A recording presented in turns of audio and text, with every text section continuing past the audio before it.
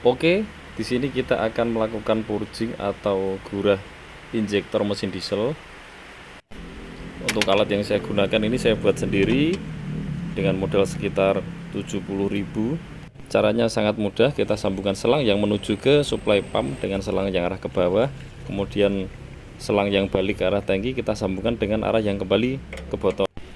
Setelah selang-selang terpasang, nyalakan mesin dan biarkan obat bersirkulasi hingga cairan hampir habis, tapi jangan sampai habis karena dapat menyebabkan masuk angin. Dan sambil sesekali kita gas-gas supaya lebih optimal.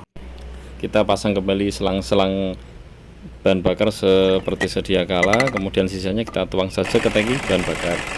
Setelah itu kita coba nyalakan mesin.